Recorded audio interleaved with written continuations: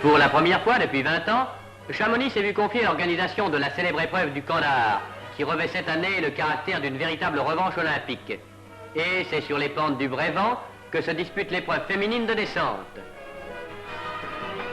Le Kandahar est une épreuve prestigieuse disputée alternativement en Suisse et en Autriche depuis 1928. La France ne rentre dans ce cercle très fermé qu'en 1948 et les résultats sont plutôt encourageants. Les Autrichiennes hurlent le mot de la fin grâce à Mademoiselle Proxau. En revanche, chez les hommes, cette année-là, c'est un Chamonniard qui remporte l'épreuve. Malgré la victoire des Italiens au slalom, c'est James Coutet qui, renouvelant sa victoire de l'an dernier, devait être consacré champion Kandahar 1948.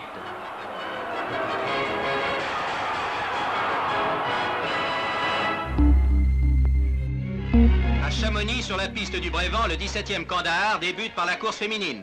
La Française Suzanne Thiollière qui se classera 6e. Le Kandahar, ce sont deux épreuves, une descente, un slalom et un titre du combiné qui couronne des skieuses et des skieurs complets, les meilleurs de leur époque.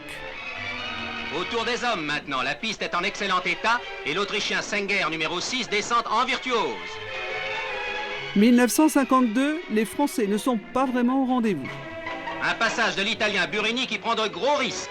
Le Français Francis Bozon, dont le chousse final donne l'impression de pouvoir gagner. Chute spectaculaire, celle de Vernet.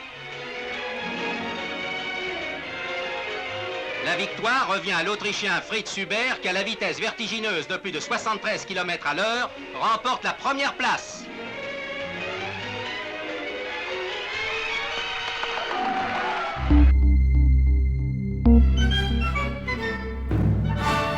En 1957, le Kandahar épouse les courbes de la Verte des Ouches. Elle n'a de verte que le nom. Les meilleurs se feront piéger. Un mythe est en train de naître.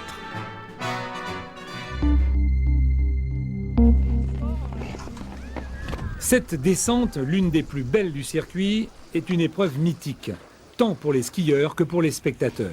Et on s'aperçoit que dans la vallée, jusqu'à Cluses, Bonneville, on n'a pas besoin de parler de Coupe du Monde de ski alpin, on parle simplement de Kandahar et tout de suite les gens comprennent que c'est une course de ski alpin, hommes, descente, slalom et tous nous disent bon, de toute façon, nous on monte au Kandahar. Ce matin, très tôt, l'équipe de France était au travail, sans la star, Luc Alphand, venu déjà en repérage la veille. Lui, il la trouve difficile, hein. Surtout la première bosse, donc la bosse de la cassure est quand même difficile à négocier. Ils sortent d'un virage, ils sortent d'un appui, il faut qu'ils se remettent dans l'axe. C'est quand même un saut qui va représenter à peu près entre 40 et 50 mètres pour certains. C'est quand même quelque chose de difficile à négocier. Le Kandahar s'impose comme le rendez-vous incontournable des champions. À son palmarès figurent depuis bientôt près d'un siècle les plus grands noms du ski alpin. Une piste qui résiste au temps et aux intempéries jusqu'à la tempête de décembre 1999. En quelques jours, les troncs qui ont endommagé le tracé sont déblayés, la piste remodelée. La course sera finalement organisée.